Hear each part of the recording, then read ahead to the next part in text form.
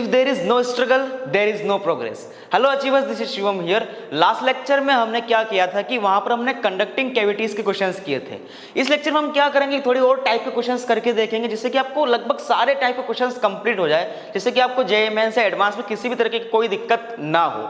तो आज की जो प्रॉब्लम्स हमारे पास है इसको हम बोलते हैं टचिंग और कनेक्टिंग प्रॉब्लम्स। क्या बोलते हैं? टचिंग और कनेक्टिंग प्रॉब्लम। मतलब कि टच करने पर यहां पर क्या पूछ रहा है कि find the final charge on the conductor. मतलब कि अगर ये कंडक्टिंग वायर्स हो मेरे पास और इसको मैं यहां से टच कर दूं इस तरीके से, तो दोनों पर नेट चार्ज कितना होगा फाइनली, वो हमें बताना है। अब देखो, चार्ज फ्लो होता है हायर टू लोअर पोटेंशियल। मतलब कि higher potential to lower potential क्या होता है? चार्ज फ्लो होता है। और तब तक होता है जब तक कि पोटेंशियल डिफरेंस जीरो ना हो जाए। जब तक हमारे पास पोटेंशियल डिफरेंस है तब तक चार्ज फ्लो होता रहेगा। हमारे सर्किट भी इसी पे वर्क करते हैं, बैटरीज वगैरह जैसा हम जानते ही हैं। तो यहाँ पर भी वही कॉन्सेप्ट लगाना है कि यहाँ पर देखो सबसे ज्यादा पोटेंशियल किसके पास है। तो अगर मैं इसकी बात करता हूँ तो पोटेंशियल कितना होगा, मान लेते हैं V1 है, तो V1 is equal to KQ/R। तो KQ/R, चार्ज कितना गिवन था? Q, रेडियस कितनी थी? R थी। इसका पोटेंशियल कितना आया हमारे पास? KQ/R आया। अब यहाँ बात करते हैं, इसको हम V2 मान लेते हैं। तो K टोटल चार्ज कितना है? 2Q बाय रेडियस कितनी है? 4R। तो यहाँ पोटेंशियल कितना मिला मुझे? तो ये आ गया KQ/2R। मतलब कि यहाँ पर अगर V1 V2 में देखें तो V1 is greater than V2। अब V1 V2 से ज्यादा है, मतलब चार्ज कहां से कहां फ्लो होगा? Higher to lower potential. Charge always flows from higher to lower potential. तो अब यहां पर देखो, ये हायर पोटेंशियल, ये लोअर पोटेंशियल, मतलब चार्ज यहां से यहां फ्लो हुआ। देखो कंफ्यूजन हो जाता है कभी एग्जाम में कि हम देखते हैं कि यहां पर टोटल चार्ज Q है, इसकी रेडियस R है, और यहाँ पर टोटल चार्ज Q2Q है और इसकी रेडियस 4R है। तो इस पर पोटेंशियल ज्यादा होगा ऐसा लगता है हमें, लेकिन देखो पोटेंशियल किसके पास ज्यादा है? इसके पास ज्यादा है। मतलब चार्ज यहाँ से यहाँ फ्लो होगा। अब क्या करना है? सिंपल। अब यहाँ पर देखो, अब चार्ज यहाँ से यहाँ फ्लो होना है, तो मान लेते हैं कि यहाँ से टोटल चार्ज कितना निकल गया? Q चार्ज यहाँ फ्लो हो गया, इस तरफ फ्लो हो गया। तो यहाँ कितना बचा? Q minus Q। ऐसा मान लेते हैं कि फाइनली कितना बचा? Q minus Q। चार्ज यहाँ पर बच गया। तो यहाँ फाइनली कितना हुआ होगा? 2Q plus Q। तो यहाँ टोटल बचा हमारे पास 2Q प्लस Q। ये बात समझ में आई।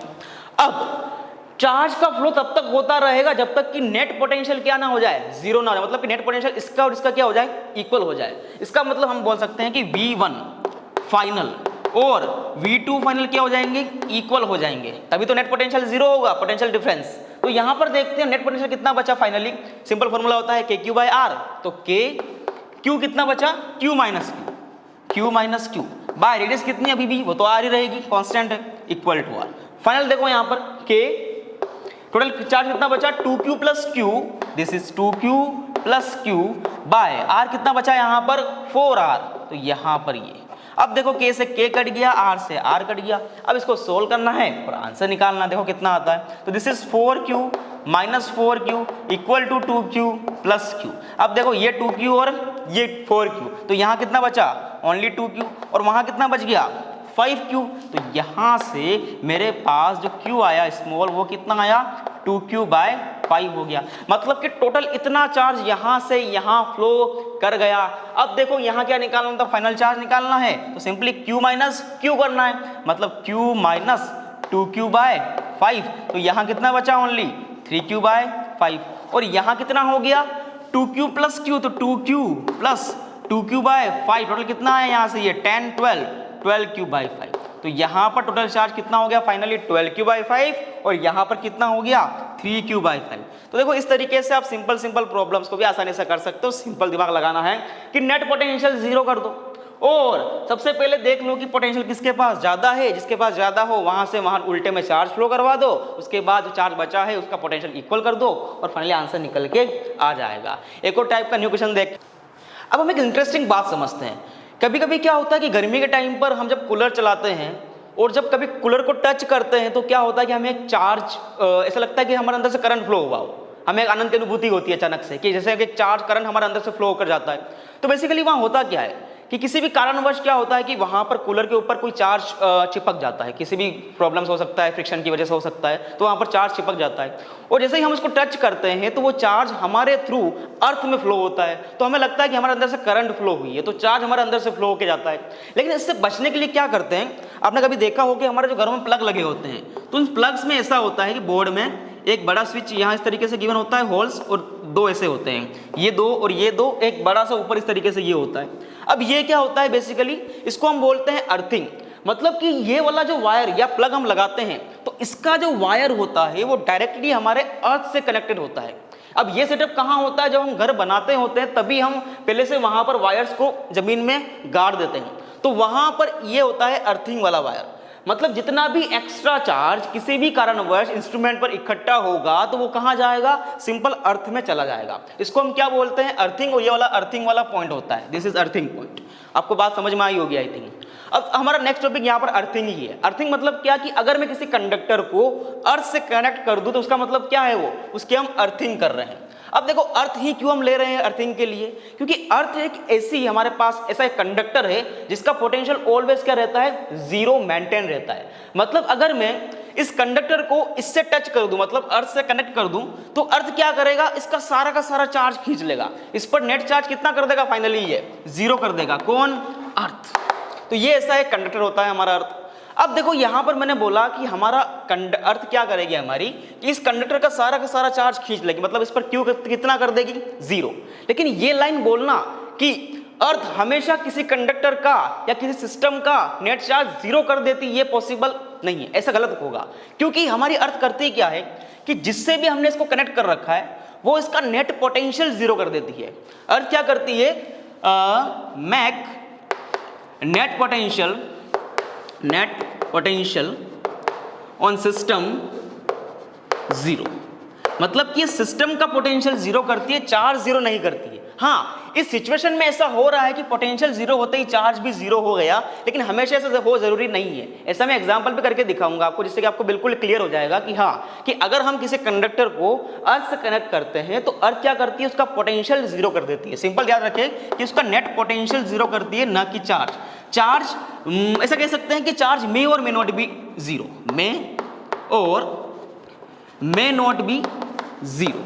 ये डिपेंड करेगा सिचुएशन के ऊपर। जैसे कि यहां पर चार्ज जीरो हो गया क्योंकि ये सिंगल कंडक्टर था, लेकिन सिस्टम लेंगे तो शायद जीरो ना हो, लेकिन नेट पोटेंशियल क्या होगा, हमेशा जीरो होगा। तो सिंपल ध्यान रखें, अर्थिंग के केस में net potential always zero, but net charge may और may not be zero, depends on situation. एक क्वेश्चन लेके देखते हैं, कॉन्सेप्ट बिल्कुल क्लियर हो जाएगा।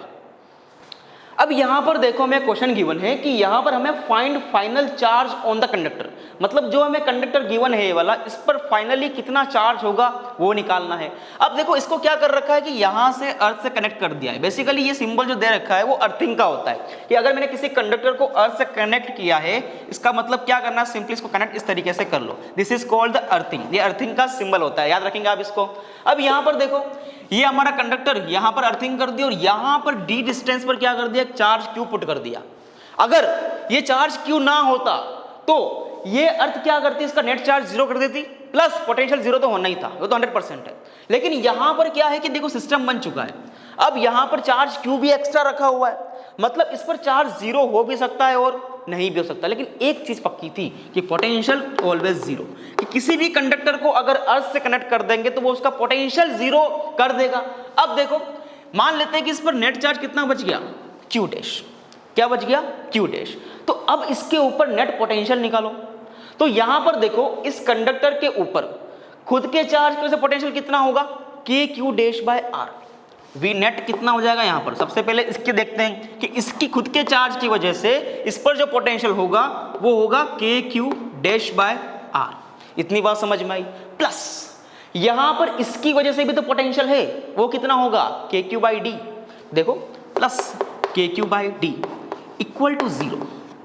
ये बात समझनी है आपको यहां पर कि यहां पर अर्थ ने क्या किया कि इस सिस्टम का पूरा क्या कर दिया, पोटेंशियल जीरो कर दिया। सिंपल सी बात क्या समझे कि इस पर नेट पोटेंशियल जीरो है, चार्ज मे और may not be zero, depends on situation. जैसे कि दिख रहा है यहां पर चार्ज भी जीरो है, पोटेंशियल भी जीरो है, क्योंकि इस पर कोई दूसरा कंडक्टर यहां पर रखा हुआ है, चार्ज रखा हुआ नहीं था। लेकिन यहां पर अब क्या हो रहा है कि दूसरा चार्ज भी आ चुका है, तो इस पर नेट पोटेंशियल क्या हो गया है, अर्थ की वजह से जीरो हो गया है। बस अब तो क्या निकालना था, क्यू डैश निकालना है, तो के से के कट जाएगा, Q dash is equal to minus Q R by D.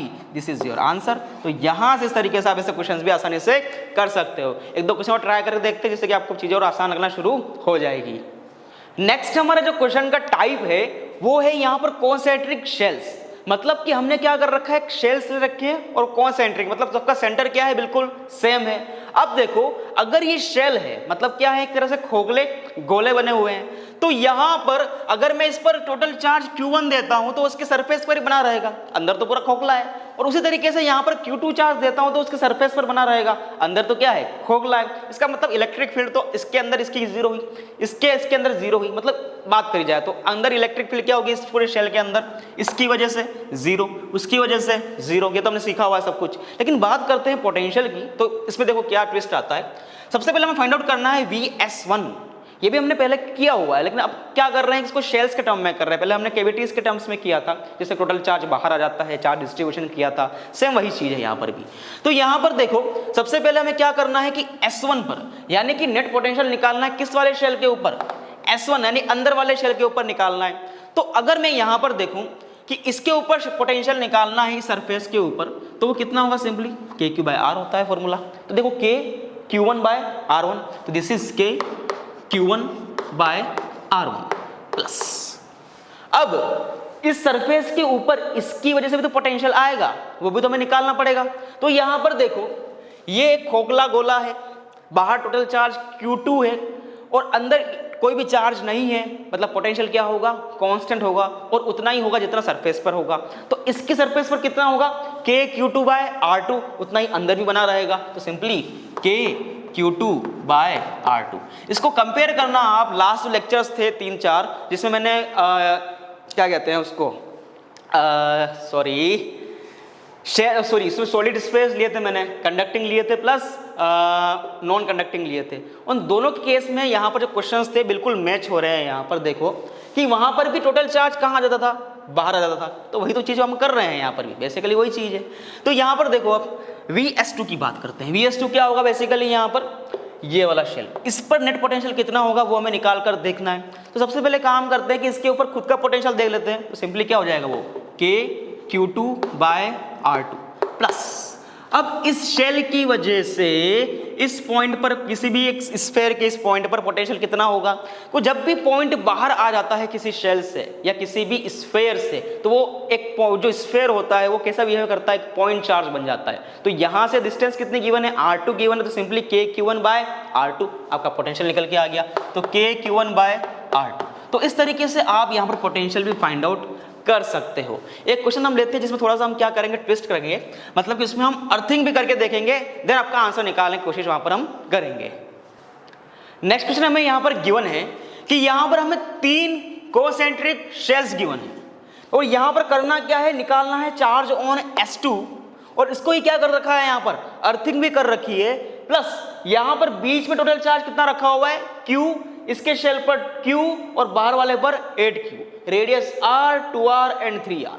अब सिंपल चीज देखनी है कि जिसको हमने अर्थिंग कर दी उसका नेट पोटेंशियल क्या हो जाएगा, 0, बस काम खत्म। कि जिसको हमने अर्थिंग कर दी उसका V नेट क्या हो गया, 0, मतलब उसके आसपास जितने भी एलिमेंट है उसकी वजह से जो उसके ऊपर पोटेंशियल आ रहा है और खुद का जो पोटेंशियल आ रहा है उन सबका सम क्या हो जाएगा, 0 के इक्वल हो जाएगा, काम खत्म। सबसे अच्छी जड़ी बूटी यही है यहाँ पर। तो यहाँ पर देखो इस S2 के ऊपर इस चार्ज Q की वजह से, यानी पॉइंट चार्ज की वजह से कितना पोटेंशियल होगा, तो डिस्टेंस देखो कितनी है, ये 2R है, तो KQ/2R, दिस इज KQ/2R। अब यहाँ पर इस सेल S1 की वजह से जिस पर टोटल चार्ज Q है, इस पॉइंट पर पोटेंशियल कितना हो जाएगा, फिर से KQ/2R, क्योंकि ये क्या बन गया, पॉइंट चार्ज बन गया, तो प्लस KQ/2R। इस सेल S2 पर खुद के चार्ज की वजह से कितना पोटेंशियल आएगा, तो मान लेते हैं कि इस पर टोटल चार्ज कितना है, फिलहाल अभी Q डैश है, तो कितना पोटेंशियल आएगा, KQ/2R प्लस इस शेल S3 की वजह से इस S2 पर कितना पोटेंशियल आएगा। अब S3 के अंदर S2 है और S3 के अंदर चार्ज 0 है, तो अंदर पोटेंशियल भी क्या होगा, कांस्टेंट होगा और उतना ही होगा जितना सरफेस पर होगा। तो सिंपली इसके सरफेस पर कितना है, K8Q/3R, का काम खत्म। 3R या 4R, आई थिंक यहां पर 4R ले लो, ज्यादा आसान रहेगा, कुछ ना आसान हो जाएगा। दिस इज 4R, तो यहां देखो K8Q/4R, और यहां पर ये किसके इक्वल है, 0 के इक्वल है। अब वैल्यू किसकी निकालनी है, क्यू डैश की। अब देखो यहां पर KQ/2R, KQ/2R और ये कितना हो गया, सिंपली 2। तो यहां पर 1 टाइम्स 2 टाइम्स यानी 3 टाइम्स, तो 3KQ/2R इक्वल टू कितना है यहाँ पर, -KQ'/2R। कोई गलती कर रहे हैं शायद यहाँ पर, हाँ यहाँ पर R आएगा only, this is only R। तो यहाँ देखो K से K कट गया, R से R कट गया, तो Q डैश कितना आया, Q dash is equal to -6Q।